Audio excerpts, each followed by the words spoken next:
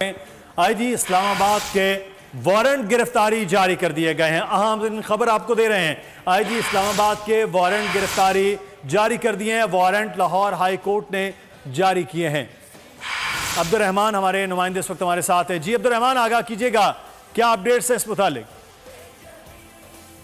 जी बिल्कुल, लाहौर हाईकोर्ट के जस्टिस मिर्जा वकास रऊफ ने हुक्म के बावजूद चौधरी परवेज इलाही की गिरफ्तारी अमल में लाने और तहरीर अदालत की दायर दरखास्त का जो है तहरीरी फैसला पूरी फैसला जारी कर दिया है। अदालत ने आईजी इस्लामाबाद के काबिल जमानत वारंट गिरफ्तारी जारी कर दी है। अदालत ने पेश न होने पर आईजी पुलिस इस्लामाबाद के काबिल जमानत वारंट गिरफ्तारी जारी की है। अदालत ने आईजी इस्लामाबाद के 50,000 के मुचलकों के अवध काबिल जमानत वारंट गिरफ्तारी जारी करते हुए आईजी इस्लामाबाद को 18 सितंबर को अदालत में पेश करने के अहकाम सादर किए हैं। जस्टिस मिर्जा वकास रऊफ ने परवेज इलाही की अहलिया कैसरा इलाही की तौहीन अदालत की दायर दरखास्त पर तहरीरी फैसला जारी किया है। जी ठीक है अब्दुल रहमान, आप हमें आगाह कर रहे थे, बहुत शुक्रिया आपका।